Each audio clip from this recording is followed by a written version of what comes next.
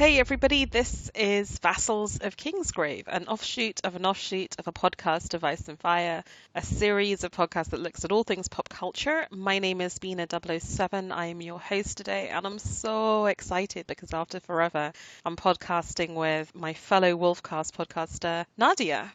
Hi everyone, this is Nadia. I'm also really excited to be podcasting with Bina again. Oh, I'm having flashbacks to the War of the Roses podcast. That was so much fun. yeah, and before that, I think Lord of the Rings, so many cool podcasts we've done together over the years.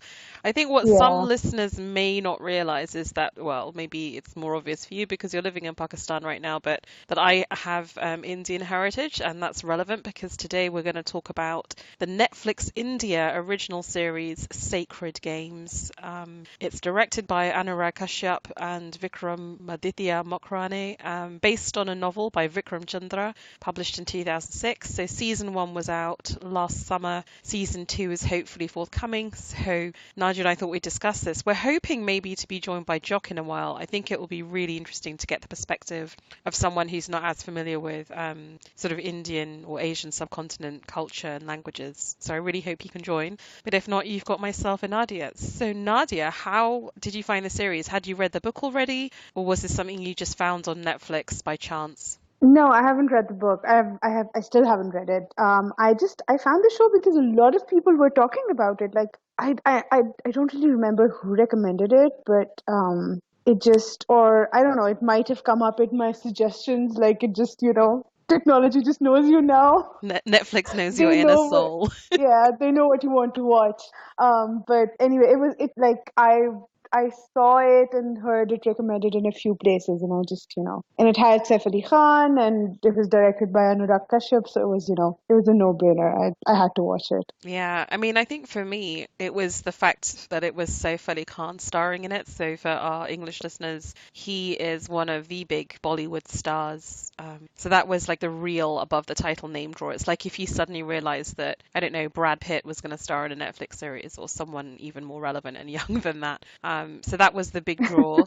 It appeared on my front page, but I didn't know anything about it. Then I watched season one. I actually watched season one, episodes 1 to 4, was really confused and then started again once I realized what was kind of going on. And then I did read the book. But I think for the purposes of today, because you haven't, we'll keep the discussion to just the events of the book that are related to season one. So I might talk about here and there what's different in the book to the show without spoiling what will happen next in the show. So you can Right. safely listen. Thank you. Yeah, exactly. Although I would highly Uh, recommend the book. It's huge. I mean, it's a real doorstopper of a novel. It's like reading Lord of the yeah, Rings. I actually haven't seen it anywhere. Like, I haven't found the book yet. I'll probably look for it online. I'll probably have to get it online. Yeah, I mean, it came out a long time ago, so 2006. Apparently, at the time, it was a massive bestseller in India. It's written in English, which was my first question is like, is it going to be Yeah. translated?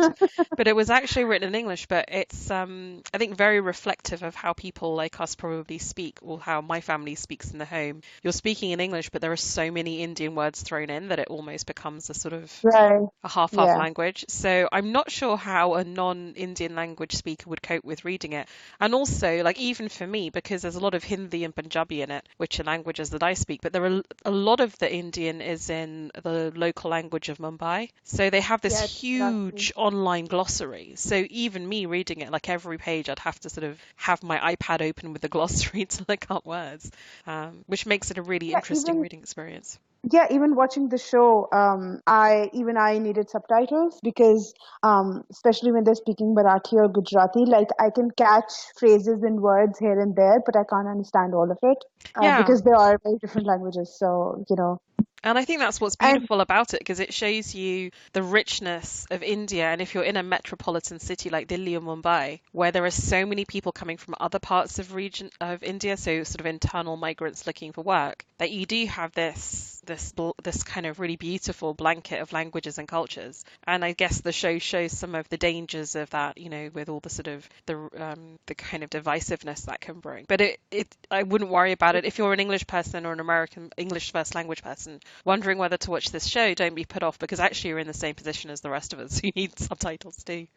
Yeah, and there's some very creative swearing that I would never have understood if I didn't have subtitles. Oh my goodness, I feel that my Asian swearing game improved so much watching this. I mean, the language is filthy. And my Yeah. dad always used to tell me that my paternal grandfather, who would have been Punjabi speaking, was a really filthy swearing guy. And I was like, Dad, would he use this word? Would he use this word? And my dad was just like shocked at the language I was coming out with. Um, Jock, have you joined us? Yeah, I have. Sorry, I got caught up at work. That's okay. So did you manage to watch Sacred Games?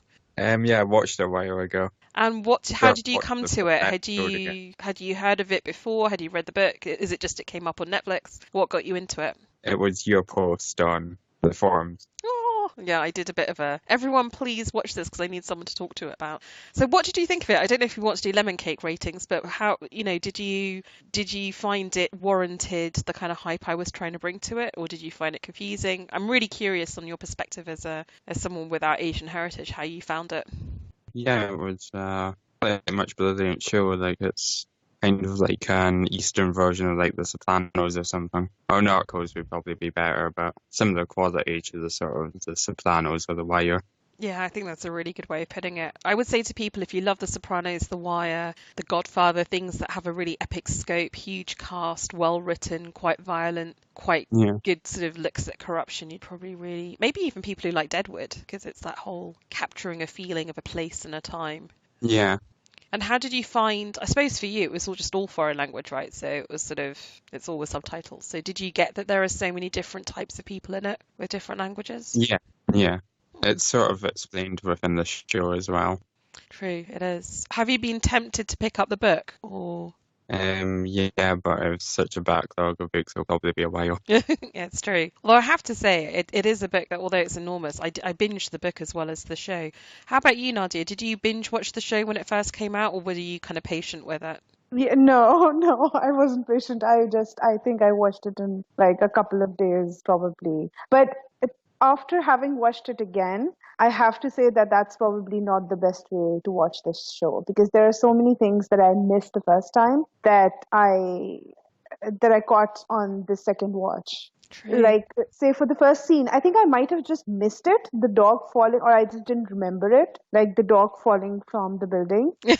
Yeah, don't watch And this. it comes Don't back. watch this show if you have a problem with violence against dogs. भगवान को मानते हो?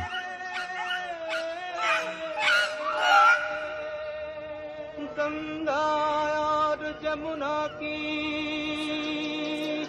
तू गहरी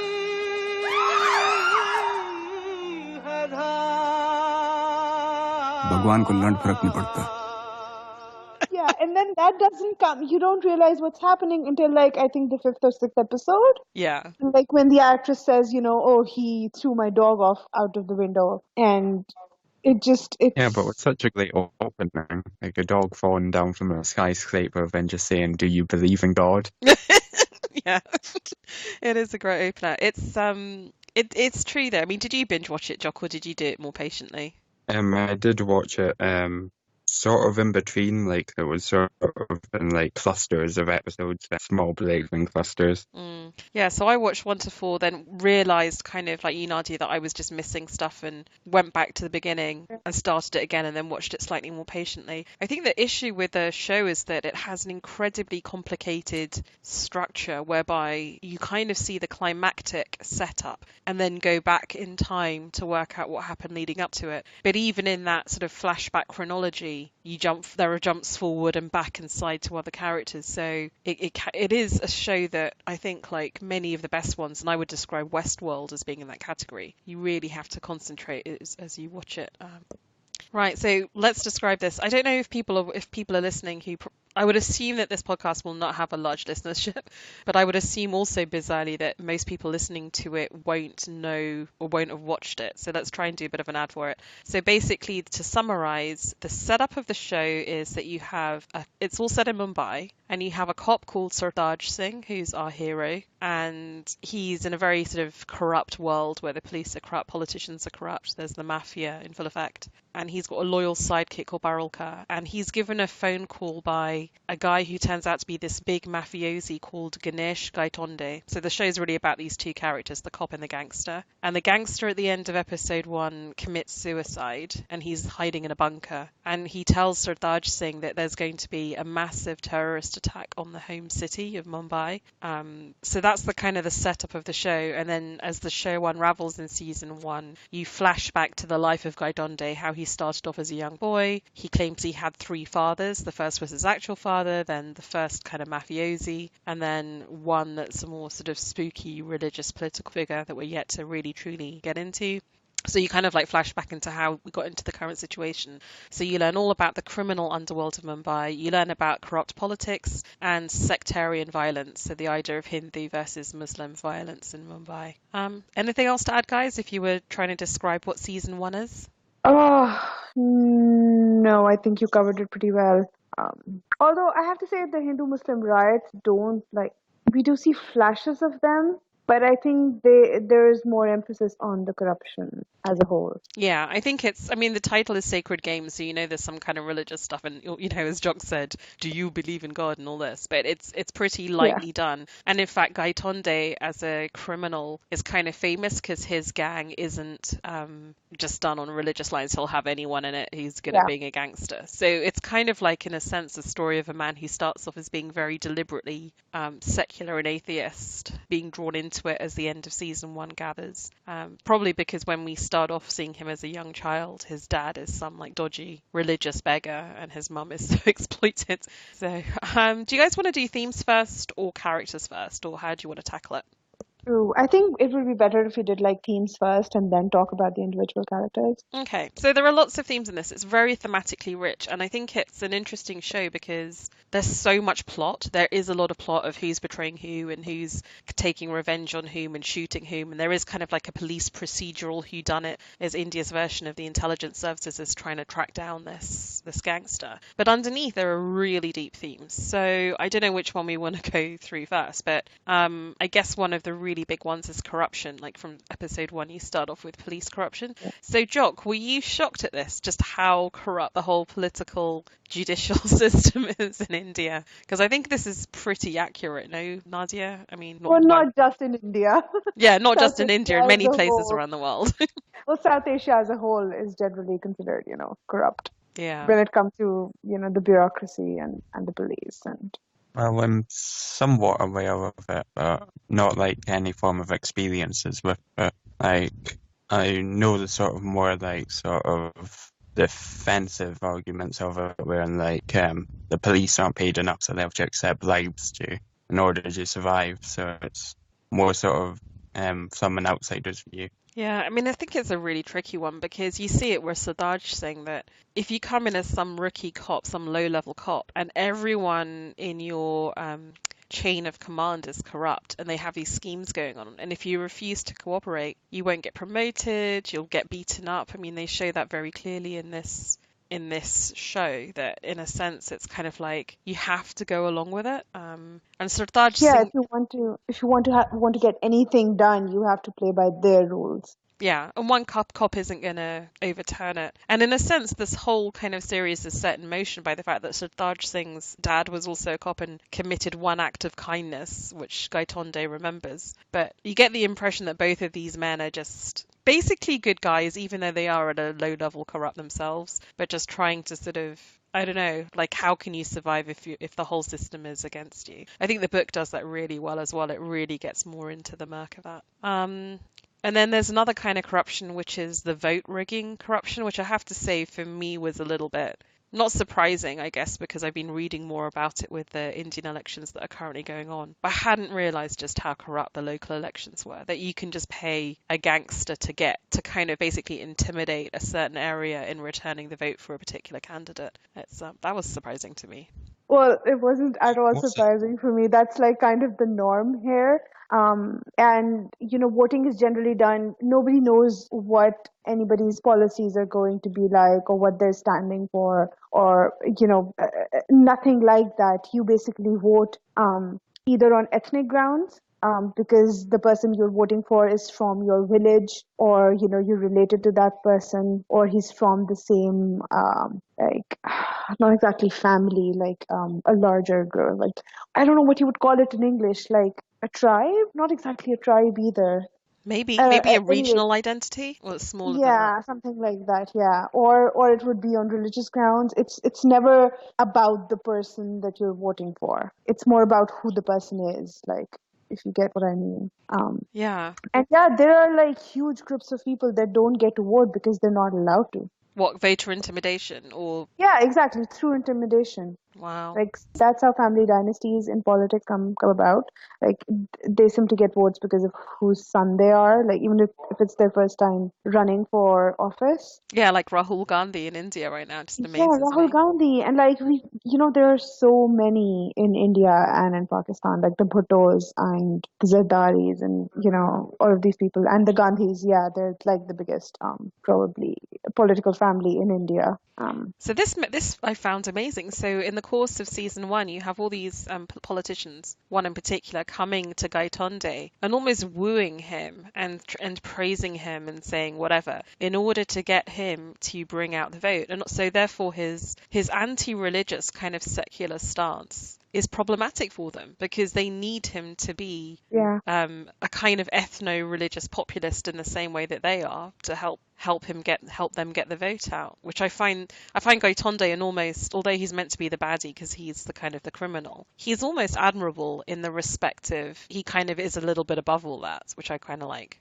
Yeah, that's the one thing he doesn't want to get into. Like, he doesn't want to get into any religious confrontations. He doesn't want to get into any ethnic fights. It's just he wants to. Yeah, he's making money the wrong way, but those are things that he really, really does not like. Yeah, in some senses, he's a true meritocrat. Like he has Bunty, his like Hindi psychic, then he's got the Muslim brothers who work for him, and he'll take anyone so long as they're good at their job. And I really like that. Mm-hmm. There's also a really interesting thing in the first episode where you see the young Gaitonde, and he's not just sort of a religious secularist. He's also anti-caste, which is, I guess, a subsection of religion. But I find that really interesting, where he's working in a restaurant which is meant to be pure Hindu Brahmin, and he kind of leaves a chicken leg by mistake in one of the dishes accidentally on purpose because they don't want him working there.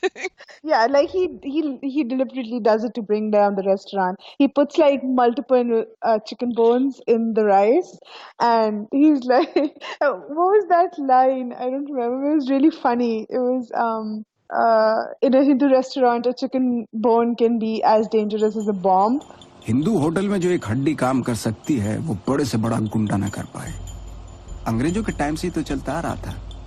मुसलमानों में लड़ाई करनी है तो मस्जिद में सुअर काट के फेंक दो, और मंदिर में दंगा फसाद कराना है तो गाय काट के फेंक दो, और कट्टर हिंदू हो तो हड्डी ही काफी है।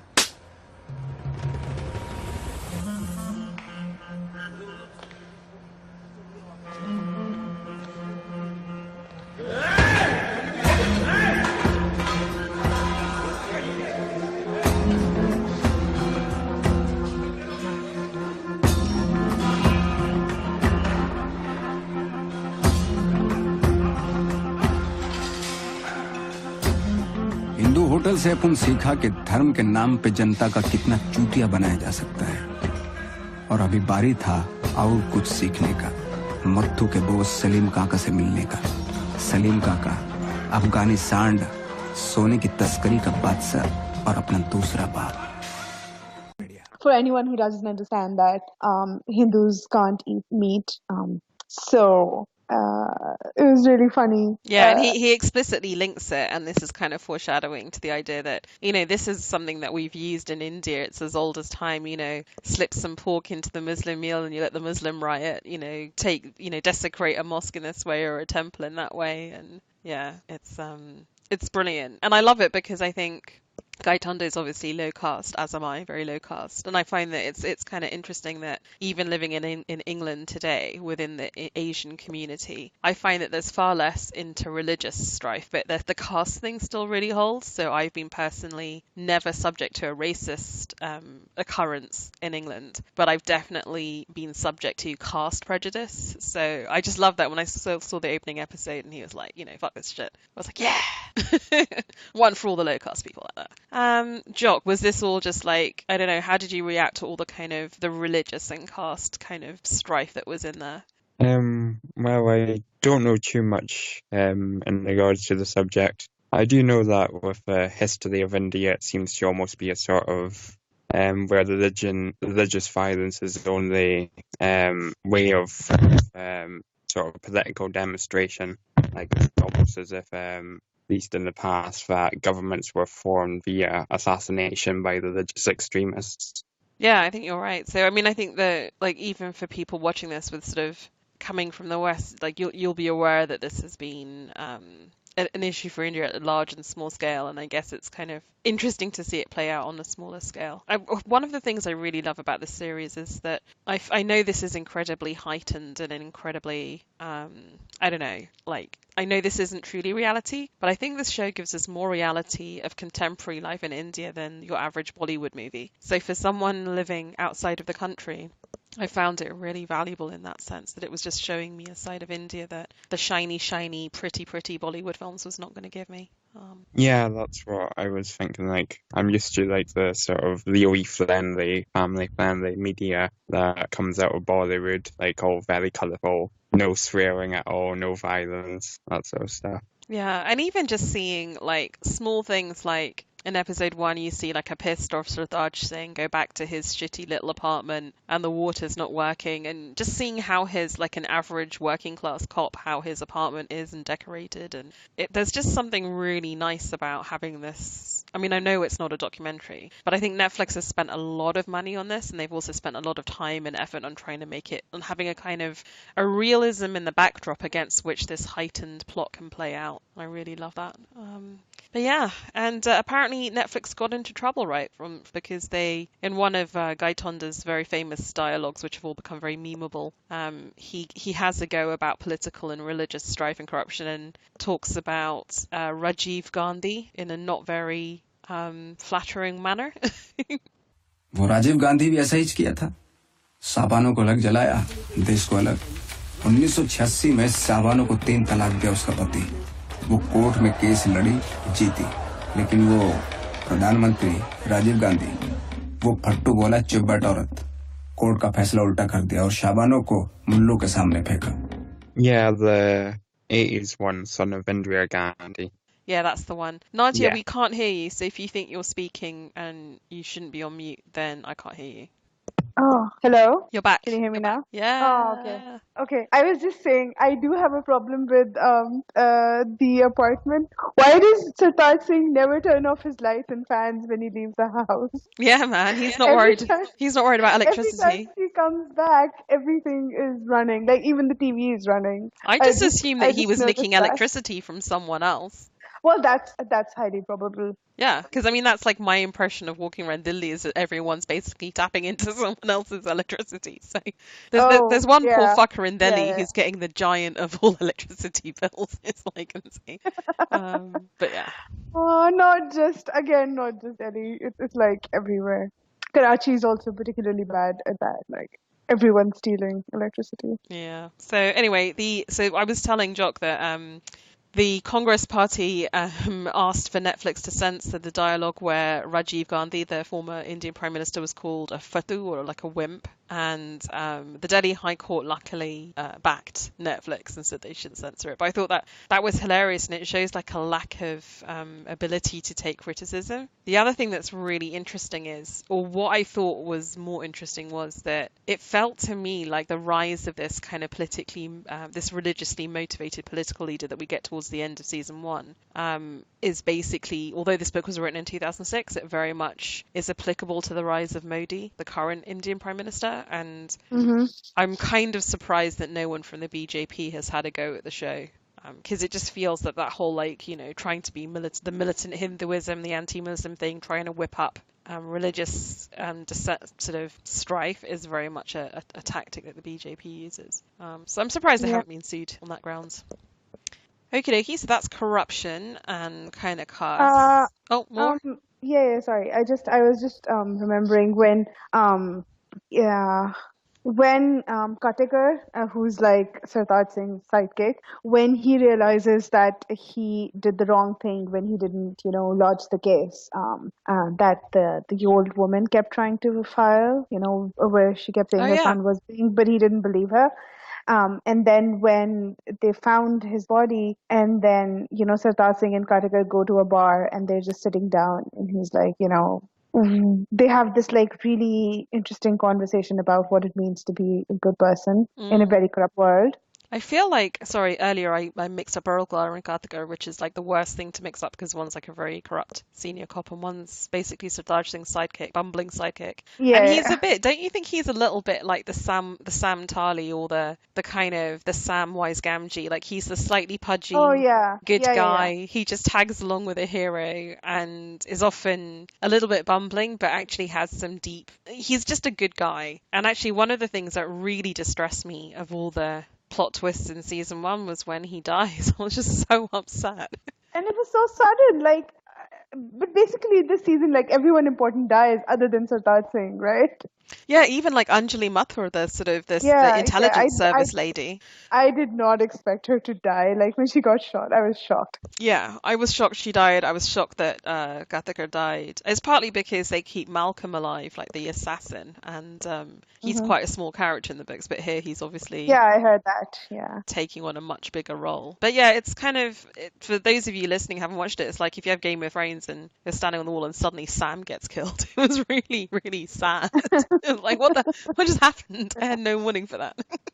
Oh, okay, so another theme that is touched upon lightly, and I guess it's another subdivision of corruption, is sexual exploitation in Bollywood. So one of the people that we see being killed in episode one, and actually hasn't really come back as a big character yet in season one, is Jojo.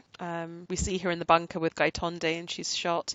She's a kind of a Bollywood PR agent who is also basically pimping out young Bollywood starlets to famous politicians and gangsters so they can earn money, and also providing them with plastic surgery so that they can make it in Bollywood. And so you see a famous Bollywood actress, well, not famous, like within the TV show, who is very nervous about Gaitonde because she was obviously being pimped out to him. So it tells you something very murky about behind the scenes in Bollywood, very unreconstructed casting couch culture. Lots of rumors about many famous Bollywood actresses that Americans may have heard of, given recent wedding bells and whatnot, about who slept with whom to get ahead. And there's long been not rumors, but cases of a lot of Bollywood films are financed with mafia money. So what favors demanded in return. How did you find this, Jock? I mean, do you watch Bollywood films? I don't know. Or do you know much about this culture?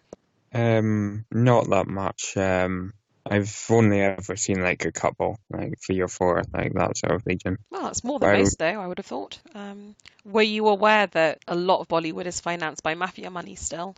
a little bit, like I'm into some crime stuff, so I know a bit about the gang. I think some of the material's been sourced from the smugglers who brought in heroin from Afghanistan, and most famously were involved in the 2008 bombing of I don't remember the name of a hotel, but it's the one founded by the Tatars. Yeah, yeah.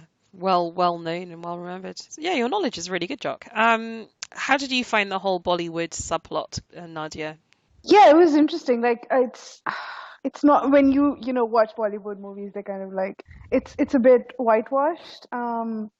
So it's nice to get that look behind the scenes about what's really happening, and it's not surprising, is it? Like we all know that it is. What's the name of the guy that's supposed to like produce a lot of these movies? Chota Shakil, I think his name is. Yes, that's it. Yeah. That's the guy, right? Yeah. Anyway, so everyone knows like he's the one, providing all the money, but nobody mentions his name. Um, so it's kind of I know this is fictional, but it's kind of like it points towards that, right? Mm. So this is interesting because Chota Shakil is meant to be one of the people that inspired the character of Gaitonde, insofar as he's also implicated in sort of terrorist activity that targeted Mumbai. So yeah, or Bombay then. So there are a couple of like Or maybe Suleiman Issa was inspired by Chota Shakil, because Chota Shakil is also lives in Dubai now, I think. Does he? Yeah, I think so. I think he's been there for a while now. That's where you go. But he's still alive and kicking, though. Yeah, he is. Yeah, I Born think in. Javed Miadad's son married his daughter or something. Really? Oh yeah. Like the Pakistani cricket captain? Yeah. Him. Jeez. Wow. Yep. It's That weird. the chain of corruption is just insane. I often wonder how people like, these Bollywood actresses who've gone to Bollywood, like Priyanka Chopra, now famously Mrs. Jonas, how they must react to this Hollywood Me Too movement, because it's like, yes, it's absolutely appalling how women have been exploited and raped and sexually assaulted in Hollywood, but in Bollywood, I think it's just like standard practice. Like, that you're going to basically just have to sleep with every producer and director and co-star to get ahead, unless you're like Kareena There's Kapoor. no way you're going to. Yeah, unless you've been born into one of those acting families. There's But no if you're way. just some random woman, then, and even to win the Miss Worlds and stuff, I mean, I just think it's just a whole other thing. But again, I would encourage people to really read the book. And actually, if you ever read the book of the Slumdog Millionaire book, there's a character in there who's a former Bollywood actress, and it goes into a lot of detail, even there, the expose. It's really shocking what goes on. Any more on the sort of Bollywood subplot? I think it kind of. Do you feel it was satisfying because you haven't read the book? I felt that it was kind of introduced, and do you really even feel you know who Jojo is? Like it felt very slight in season 1. I think she's going to be a bigger character in season 2. Yeah, I don't think we saw a lot of her. Probably because we haven't reached that point in Gaitonde's life where he meets Jojo. Like I'm not sure when she exactly starts sending him women, but the one that we know is Zoya, right? And she comes in she goes to Gaitonde for the first time in episode 8, I think. Yeah, so I think we're probably going to see more of her in the next season. Yeah, but I'm really excited for season 2 actually because of the Zoya Jojo Gaitonde storyline. I think it's going to be really well done and really interesting. But again, I think it shows the bravery of the people writing this, that they were like, fuck it, we're just going to put all this stuff in like episode 1, season 1 with the dog flying out of the window, and the payoff's going to be in like 9 episodes in a year's time. And we trust that our viewers are going to just bear with us until it happens.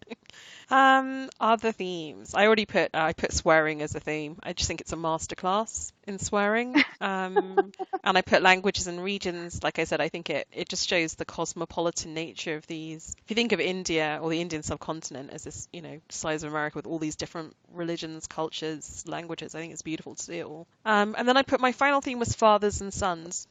So obviously you've got the relationship between Sartaj Singh kind of trying to live up to his father's reputation as a good cop and his mum as a kind of benign but judgmental woman who sits there. You've got the relationship between Gaitonde and his famous 3 fathers, of which we've kind of met 2. How do you feel about this theme? Because it's the big one, I guess.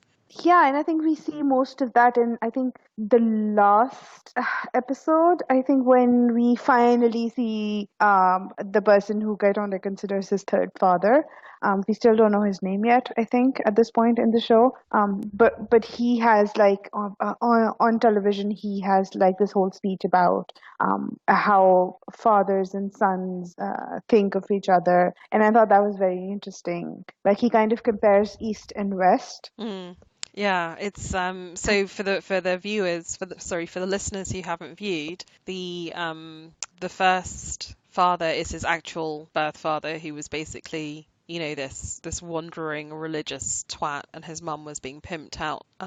His father then kills his mum in an act of violence, so that shows Gaitonde, the hypocrisy of religion. The second father is the guy who teaches him everything he knows about being a mafiosi, who he then betrays and kills, so it's all very Greek tragedy, like people killing their parents, or watching murder. It's very kind of related with murder. And the third one is this Guruji, who's going to be presumably this populist religious leader who in some way brings Gaitonde away from his secularism.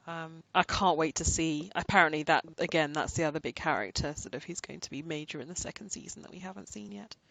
I all season long, I thought that his problem with fathers came because his father killed his mother. But then in the last episode, you realize it wasn't him at all. That Gaitonde himself was the one who killed his mother. I thought that was very, again, it was shocking for me because at that point, Gaitonde was still pretty young. Yeah. Like probably under 10 years old, maybe. Yeah, I think so. So the interesting thing is going to be, so let's talk about let's get into characters and talk about Gaitonde's relationship with women. So why do you think he kills his mum? Is it because he stumbles in on his mum basically with a client and is shocked and disgusted at her? Like what I causes don't. that murder? Was she sleeping with anyone, or was she like having an affair? Or Ah. was she getting paid for it? Because she does get him a very nice shirt, which he can't afford. So I'm So not this sure. may be me being influenced by the book. So I think she is not like a professional prostitute, but occasionally will sleep with people for contributions to the Right, yeah. right. So yeah. And in fact, it's implied almost that his father isn't actually his father. Well, is his father, but isn't really the husband. He's also just another regular Oh, okay, John. okay. But that may be from the book. I don't know, Jock. What's your feeling? Like, were you shocked at that twist? Not so much like well, as Nadia said, the shirt and also the kids in the playground or courtyard. Teasing him. Yeah. Yeah. He does have a weird relationship with women, doesn't he? Yeah, I feel like seeing his mother with all these different men might have messed up some part of his And yeah, psyche. in other ways, he's like remarkably sensitive. I mean, this is perhaps a good point to talk about his relationship with Cuckoo. So basically, there's a character in this show, for those who haven't watched, who is a transgender singer, like nightclub singer, that Gaitonde is having a relationship with. And it's not clear to the viewer immediately that she's transgender, pre-op, I guess you would say. And I think it's still actually probably fairly ambiguous in the show when and how Gaitonde realizes this. But he's he seems to be genuinely in love with her, and it's kind of like he seems remarkably non-judgmental and very kind of chilled about this whole thing. Yeah, It's kind of like yeah. I one of actually the found best things about Gaitonde is his relationship with Cuckoo. It's one of the reasons we don't hate him. when he finds out that she is a transgender, that scene is so emotional and so sweet in a way. It's very touching when he tells her that he wants her, he doesn't care about anything else. That he's in love with her. It's really it really makes him a whole person as opposed to just a mafia lord. Yeah, which is why it also makes me think about the whole thing about killing his mum is weird, because he's not a psychopath, right? He's not mentally. Well, my interpretation is that the Gaitonde is a Yeah. very violent guy, but he's not kind of like, he doesn't have like a personality disorder or something, which makes kind of his No, murder of his no. mum even worse, because he's so young and he still does it, and he's basically a normally functioning guy. But yeah, I mean, I think it's the character Cuckoo. I mean, it was amazing for me because actually it was the first time I'd ever seen on screen, because I hadn't watched Pose at that point. It was the first time I'd ever seen on screen a really beautiful love story between a transgender and a cisgender person, and totally unexpected for me to find it kind of encased in this deeply violent kind of, police procedural about a mafiosi. I was really surprised by it, I have to say. How did you find it, Jock? Yeah, it was interesting. The only thing I thought a bit weird was how so many people did seem to not know. But in a way, why would they? I mean, she's played by a cisgender woman, which I guess would potentially cause criticism in the West, where people are now trying to cast appropriately gendered people for roles, if that makes sense. Like, you'd probably try and cast a trans person. But yeah, I don't know. Yeah, there was a lot of debate on Reddit about who knew and when they knew. But I just love the fact that for him, it's just like, I love her, so that's who I'm going to be with. Yeah, actually, when what was his name? Paritosh, when he was trying to tell Gaitonde about Cuckoo's reality, I got the feeling that a lot of people knew what was happening. Yeah, because isn't that the whole point? Like, Cuckoo has this phrase, Cuckoo's magic, her jadoo. Yeah, Like, she yeah, sings songs about it and she talks about it, like that's her catchphrase. Like, no one can replicate my magic. And I always thought that was kind of like a coded language for people who would be into her because of her trans nature. That her magic was the fact that she was trans. So I feel it was kind of like more of an open secret. It's just for him there was that reveal. But even then, I think some part of him had always known, because I mean they've been sleeping together for a long time at that point. But I don't know. But I just think it was for me it was remarkably sensitively done, I have to say. Yeah, it's very important to the narrative. Otherwise, he's just really a monster throughout. Yeah. Although then when he actually then does get married, he is loyal to his wife, isn't he? And Yes, yeah. much of his He does fall in love with her. yeah, and it's an arranged marriage, kind of, or a spur of the moment marriage, but he's not whoring around when he's with his wife. Like, he doesn't cheat on Cuckoo when he's with her, then he doesn't cheat on his wife when he's with her. He takes Zoya after the wife has been murdered. And a lot of the motivating revenge at the end is because of that shocking murder, right? So, yeah. Yeah, his involvement in the religious in sort of the religious debate or fight is because his wife was a very devoted Hindu, and when she gets murdered by Muslims, that's like the point where he just can't separate the two things anymore. Yeah, because Bunty's been urging him for ages to sort of, not hang around with Muslims and be more sort of Hindu devoted, like to have proper religious lines within the gang. But that is the motivation, is the revenge for his wife.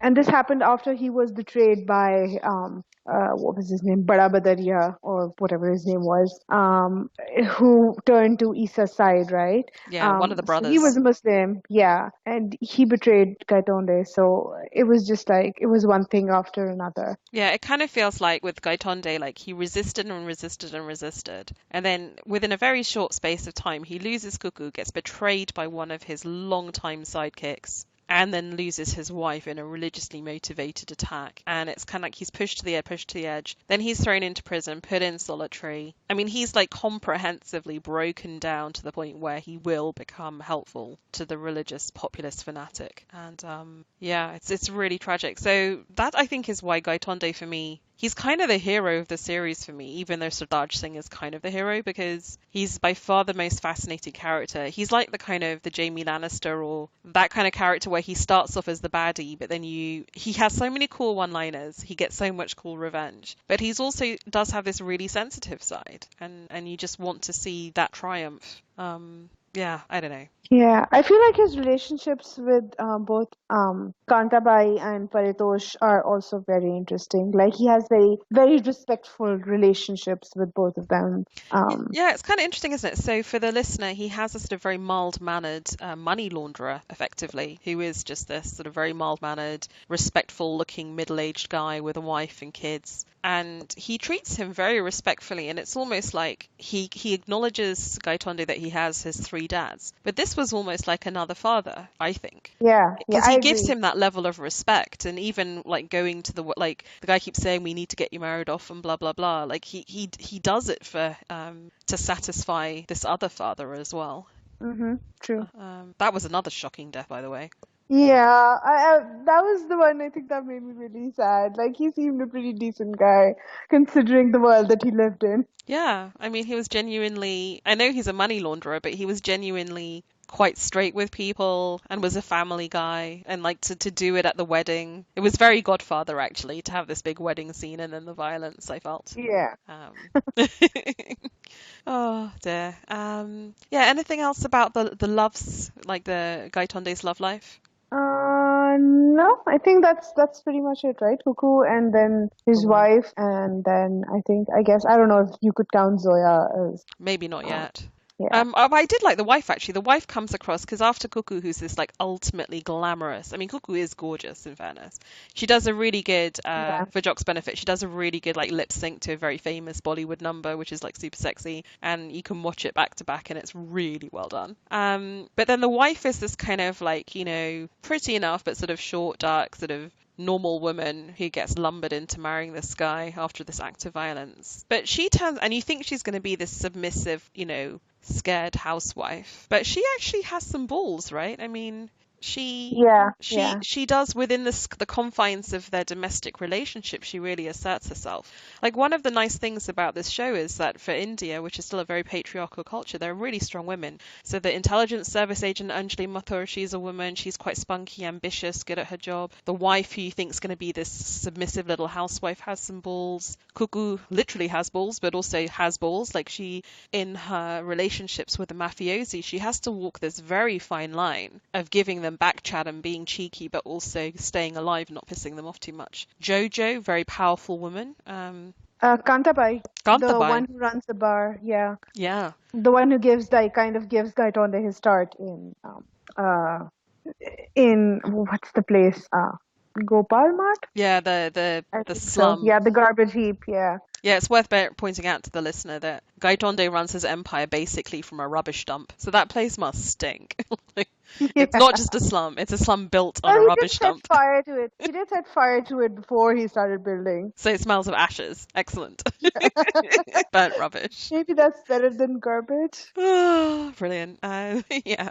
So, yeah, there's a really interesting female. Well, I think it's kind of interesting. Like I was saying to someone else on Vok a while ago when we were discussing trans issues, that India is a really interesting country because it has always had three sexes as legal. So there's female, male, and intersex. So Yeah. I think it just has a different attitude to the whole trans concept because it's not something that's new. It's something that's always been there deeply in the culture, which doesn't mean there I isn't think that's prejudice. just, yeah, I think they've just been a part of culture, of our culture for a very long time. Like even Pakistan, which you would consider a very conservative country, has had a separate gender for transgender people for decades now. Like legally on your national identity card, you would be allowed a separate gender. Um, Which I think so is it's great not. for It's I people. think it's just a cultural thing. Yeah, I think that must be great for people who are genuinely fluid in their That does, gender. But I think but it that must doesn't mean. be. I wonder how it would be treated though. Like, is it similarly oppressive? So if you're Cuckoo and you just want to be a woman and that is your gender as far as you're concerned, would you be forced to still be in the neutral intersex gender? Like even having a third gender can still be oppressive if you're not allowed to choose which one you're in. Yeah. I'm not. I don't really know a lot at that. So I'm not qualified to speak on it. Yeah, and I But don't know yeah, it's anything. not easy either way. Like things aren't easy for them at all. Like they find it hard to get jobs and stuff. So I don't think they're pressured by society anyway. So I don't really know what happens within there. They do have like a very tight they kind of form their own families because a lot of them get thrown out of the families that they're born into. So they do tend to form new families of their own, and they stick to them. So I don't know what it's like, but I just do know things can get pretty rough for them. Yeah, so it's interesting, isn't it, that the legal acknowledgement of that Doesn't intersex really mean a lot. doesn't Like help if people are still bigoted.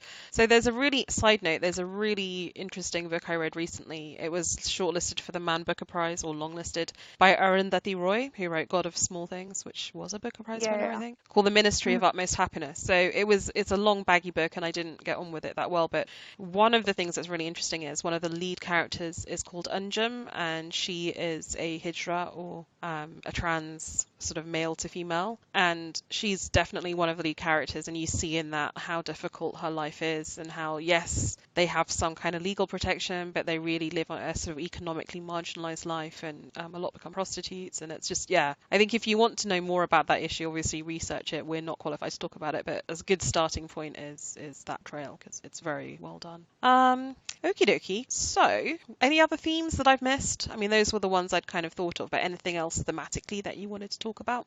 Oh, no, just maybe there was one interesting thing where we're talking about strong women, and when the whole Neneka thing falls apart, Anjali Mathur says something very interesting when Sitar Singh says that I wanted to save her. I didn't care about the bigger picture. I wanted to save this one person, and she says, why do men always think that they have to save the woman? I could see like both sides of their argument. I could understand, but I thought I don't really know the answer to that question, but it was very interesting. Yeah, and there's a lot of really interesting stuff really early on in season 1 where you see Anjali. So she's like an intelligence, almost like an NSA officer who is, trying to track potential terrorist activity, listening in on mobile phone calls and trying to track people. And you get a little bit of the office politics and the hierarchical stuff about, if there's a guy who thinks he's in charge of it, but she's actually the clever one, and some of that stuff that I think is very relatable even from a Western context, because that shit goes on everywhere. I was kind of sad to see her killed off, actually, just because I thought she was kind of like the only person who was giving us an angle into straightforward office politics in contemporary India. Yeah. And also, it feels like, even though the police are super corrupt, it feels like the intelligence services are basically functional. Is that the impression we're meant to get? That somehow these new elite technology-led IS services are basically not as corrupt? Or do you Well, think that? basically function, but still sexist. Yeah. Uh, Basically, sex is being about the best we can hope for in this world. Oh dear. But that whole thing gets a little bit like 24, doesn't it?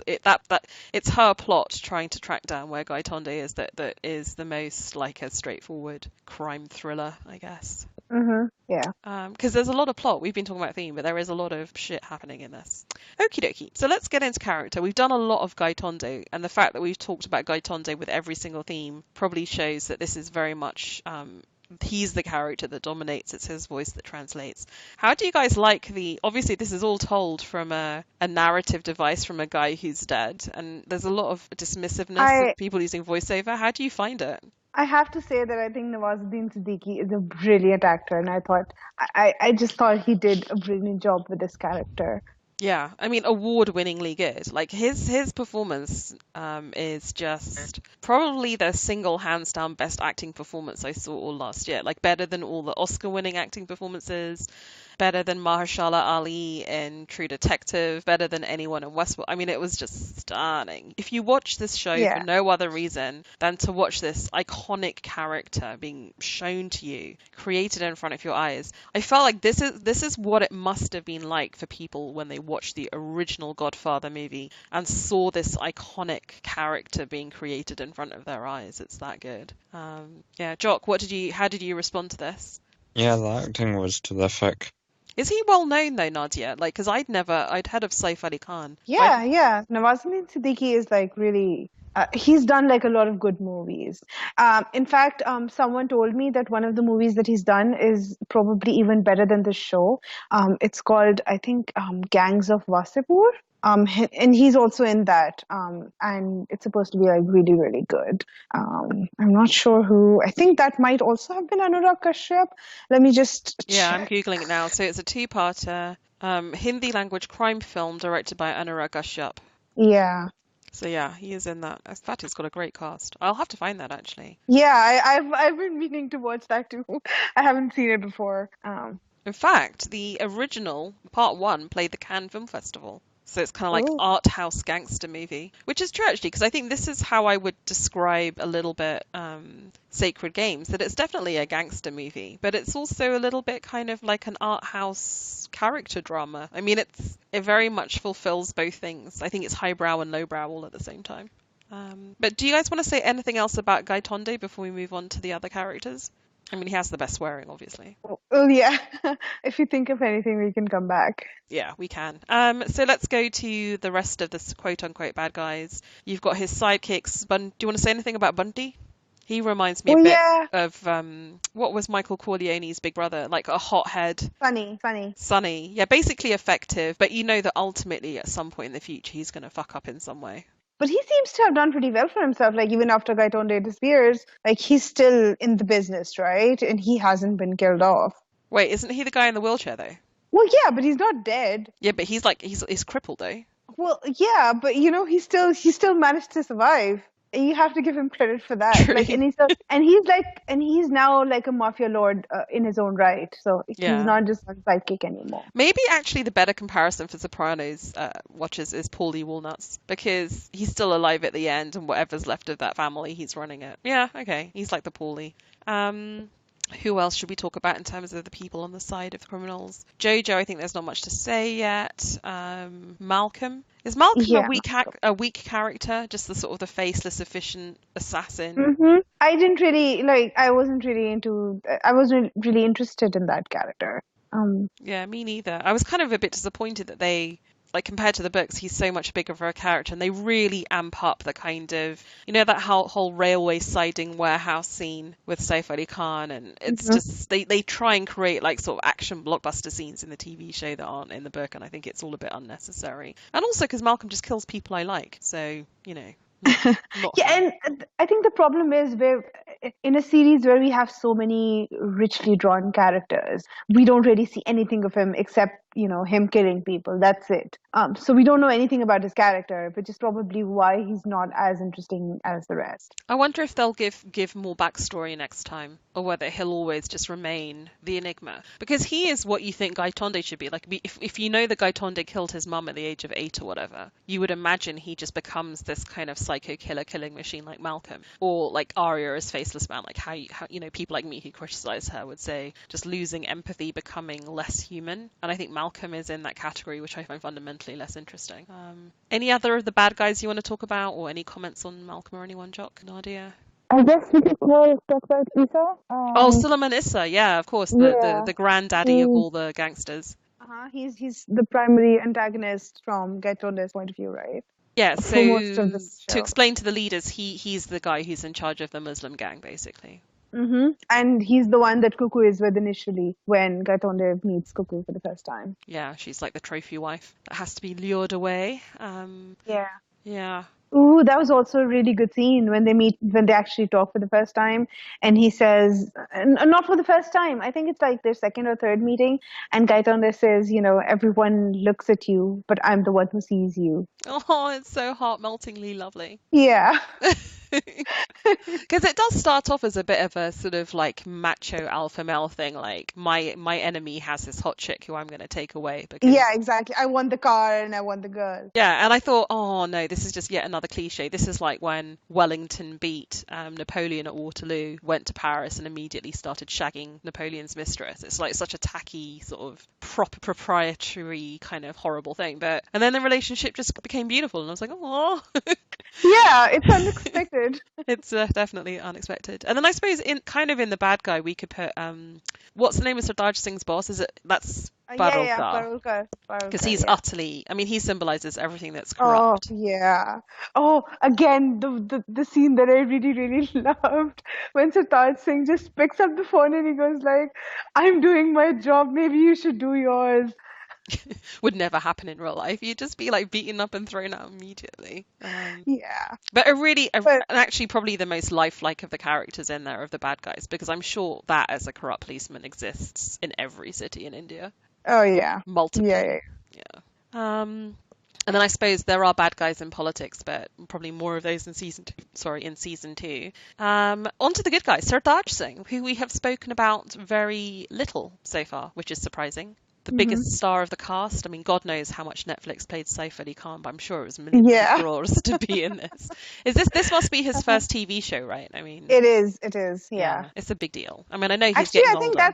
I think that's why I first found out about the show, because Saif Ali Khan was in it. So it worked, right? Because every single person who watched this probably watched it because of him. Certainly of the kind of the NRI population, like the non-resident Indian population, we've never heard of anyone else who's in this, but everyone's going to watch it. I think I literally rang up my dad and said, Saif Ali Khan's going to be on a Netflix show. You got to watch it. And I think he's a really good actor anyway. So how do you find the character of Sardar Singh? One of my own, Punjabi for the win, which Saif Ali Khan definitely isn't. So it's kind of interesting hearing him trying to speak Punjabi. That was also common. But he did. I thought he did a pretty good job. Like, he did a good job, but it's definitely he's not actually Punjabi. He's not. He's that was like clear. The total opposite of. Yeah, it was kind of good, like the way he made himself seem like a Punjabi, like he put on a bit of weight, became a bit schlubby. To look like any other uncle that I might have, like he definitely, he ate himself into that role. He got the walk. There's a certain kind of jacked walk where people like walk around like they're up for a fight a little bit, even though they're not good at it. And he just has that pose. Like he seemed very authentically in the role for me. He did. I thought he did a really good job. Like if you've ever seen him talking in real life, like not in real life, if you ever seen an interview of him, like he's the total opposite of that. He has like this very clean Urdu accent when he talks, and I think that's pretty good acting on his part, to be able to adapt to a very different person. But then we've seen him do like good roles before. If you've seen Omkara, Yeah, where Uh, he plays the yeah, he plays Langra Tyagi, which is like what's the character's name? Iago from Iago, yeah, Othello. exactly. Yeah, and he did a brilliant job in that too. But anyway, back to Sartaj Singh.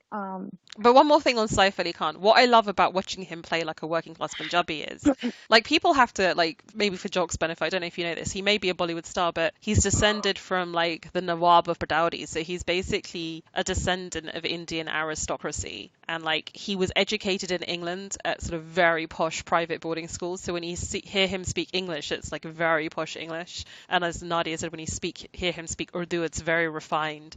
So it's like if you were to suddenly, like, find the most posh English actor, which I guess is probably Tom Hiddleston or someone at the moment, playing some sort of Brooklyn bruiser or sort of someone from Saudi or some Saudi from Boston. It's like that kind of transformation. It's really fun to watch. All Punjabis basically think that everyone else in India, in the other Indian regions, wants to be Punjabi. So we finally have our proof. Saif Ali Khan definitely wants to be Punjabi. Yeah. He's enjoying it way too much. We are the best region. Oh, Punjabi for the win. Okay. Okay, so what was I going to say about Sartaj Singh? He's a very interesting character. Like, it's really well done. Even though he is Punjabi, so he's supposed to be aggressive, but he's not. Like, he's a very different kind of person. He kind of keeps his head down. He doesn't really get into fights. He doesn't try to stop the corruption, but he doesn't try to do it himself. Yeah, like, he's he a tries loser. to avoid it. By the standards of Indian masculinity, his wife has left him. He's pining over his wife and stalking her, and she's having none of it. He lives alone in a shit apartment where the water doesn't work. He's screaming in rage. He's ineffective at work, ineffective in his love life. He's basically a loser. And the only reason he even gets involved in this massive case is because of his dad that he'll never live up to. Yeah. So he's actually like bizarrely vulnerable and lovable, even though he kind of fronts like this big, strong Punjabi tough man. He's actually just, just really lovable. Yeah. Jock, thoughts on Sartaj Singh, the so to say hero of this show? Do you think he's a bit like Batman and the Joker? Do you think he's overshadowed? Do you think it's imbalanced between Gaitonde and Sartaj Singh? Don't know. It seems almost like he has his own sort of story, and they just sort of intersect rather than a sort of antagonist relationship. Yeah, they have their own antagonist, don't they? So Sartaj Singh's is his boss cop, and Gaitonde's is Sulaimanis, I guess.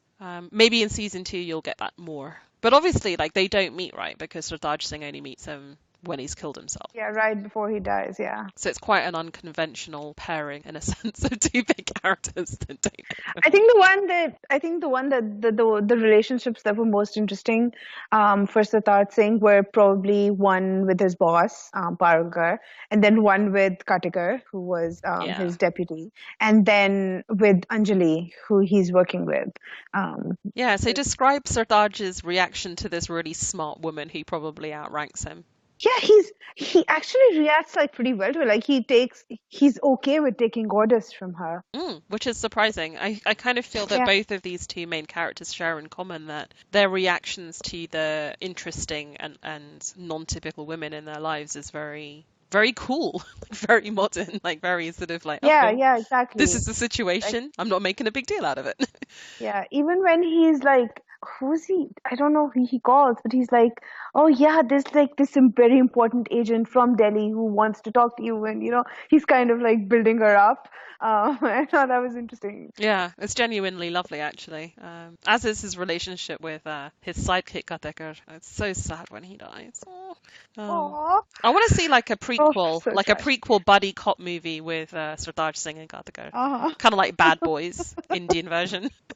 Just solving crimes on the mean streets of Delhi, of Mumbai, sorry. Any other characters we should talk about? Yeah, Katigar. We haven't talked about him at all. Yeah. Yeah, let's talk about him. Yeah, again, I thought it was like a really interesting look. Like, we've seen people in very different social classes and stuff, and so we get to see like this police officer, and we can see why he would be willing to, take a bribe, or because he lives in a pretty shitty apartment. हम दोनों fail हैं. तूने अपनी duty नहीं की, मैंने भी नहीं. इस सिस्टम को गाली देते रहते हैं, कि ईमानदार ऑफिसर को सिस्टम में कोई जगह नहीं, ईमानदार आदमी को बॉम्बे में जगह नहीं, इंडिया में जगह नहीं। ये सिस्टम कौन है? मुंबई कौन है? इंडिया कौन है? हम है ना बेंचो। Yeah, I mean, I think he shows what Jock was saying earlier about before you judge people and the corruption of the system, understand what it must be to be this working class schmo, living in pretty shitty circumstances, and just trying to like keep your family together, clothed, fed. Yeah, he's very sympathetic. But I mean, he can be a bit, I mean, they both display the kind of prejudices against sort of slum dwellers and, you know, Oh yeah, he is. they're not very Mirandizing prejudiced everyone that person. they interrogate. Yeah, like he's a very prejudiced person. Like even Satat Singh even points out, like, you're so against Muslims, but you would kill to see Zoya Mirza, who is a Muslim, right? So, you know, and there was this one thing that, you know, even it's the show is so well done. Like even the little things eventually pan out. In the very first episode, Kartika, this is something that I caught on my second watch. In the very first episode, Kartika is talking to his son about these computer classes, right? And he's trying to convince his son to enroll for those classes. And then eventually, I think in the episode that he dies, or I think the one before that, he goes to the old lady, and he's comparing her house to his house, and he's like, I am a police officer and I live in a shitty apartment. How do you afford this big house? And she's like, oh, my son took these computer classes. Yeah. And she gives him the brochure, and he just goes quiet because it's the same course that he was telling his son to go to. And I just thought that was interesting. There was kind In of other words, like, this woman that you thought was basically some harboring a murderous son who was scum has the same aspirations, or had the same aspirations for her for kid. her son, yeah. And has achieved, like, there's not so much difference between you all. And there's huge layers of irony. I mean, I think this point about, you know, you hate Muslims, but you'd kill to see the Muslim Bollywood star. I think, can you imagine how Saif Ali Khan feels saying that line of Sartaj Singh, knowing that he also lives in a country with incredible prejudice against Muslims, and he is a Muslim movie star. Interestingly, however, married to Kareena Kapoor, who is, you know, the scion of the most famous Hindu film dynasty. So yeah, it's a well, Saif Ali Khan's mother is also a very famous Hindu Bollywood star, so also true. Yeah. What else do we have to say about this marvelous show? Should we talk about production values and how for Indian TV this, and even Indian Bollywood films, this just looks bloody amazing? Oh yeah. Go for it, Jock. I thought the theme tune was brilliant. Yeah, the music is really good, and even like the theme design, like having those what do you call them? The mandalas. The mandalas. I think it's mandala. I don't know. Yeah, I think Leary is a good representation of a show because they're just symbols and are mixed with political values. Yeah, I was using some of those as screensavers when the show came out. I mean, the graphic design of this show is amazing. The visuals, the way in which it's shot is so inventive, and it reminds me a lot of Tarantino, actually, some of the ways in which he frames shots. So again, if any of you are thinking of watching, I would really encourage you to, because this is top quality production. You're not going to see better writing and filming on Indian telly for a while. Actually, you will if you watch Delhi Crime. So it's I have to say, Sacred Games last year, a bit like Star Trek Discovery this year, is just one of the most exciting shows I watched. I really enjoyed it. The book was just astounding. It's one of the best books I've read in years, and I read a lot of great books, but it was just another level beyond. I'd really encourage people to check it out. Give it a couple of episodes. Don't be worried if you find it a bit tricky at first. You've got to watch a fair few episodes to really figure out what's going on, but it's like Westworld. It really repays close viewing. I hope this podcast has encouraged you to watch and hasn't spoiled too much. I don't think it spoils it knowing the plot, because I think it's more about the characters and the themes. In the meantime, what else are you guys watching or vocking about? Anything coming up that you're excited to tell the listeners about, or you want to sort of raise the banners for? We should do a Delhi crime one next week. Like I'll probably watch it this week. So Yeah, we should definitely do Delhi Crime. I watched that. That's for the listener. That's another Netflix series. It's a fictionalized but very well researched account of the very tragic case of the young woman being gang raped on a bus in Delhi. She ultimately died. Her boyfriend, well, her friend, who's a boy, who was on the bus as well. And it's effectively a police procedural about how they go about catching the people who did it, like a needle in a haystack story. But really incredibly well done. Beautifully acted. The lead actress in that, because the lead policeman who caught the criminals is a woman, is a stunning performance. And I have to say that every working woman should have a husband like her husband, who's just so supportive. It was really inspirational. And again, overturns lots of prejudice about corrupt policemen that things like Sacred Games lay down. So definitely worth watching. I'd highly recommend it. Okay, so with that, I'd like to close out the podcast. I really want to thank Nadia and Jock for joining. Thank you, guys. oh, thank you, Bina. And hopefully, no worries, and hopefully we will all be chatting about Sacred Games Season 2 at some point late summer. And I'd really encourage those of you who haven't watched it to really give it a go. It's just superb TV of that kind of, that event prestige TV that you expect from HBO in the old days and Netflix now. It's really worth giving it a go. Thank you all for listening. Bye. Bye.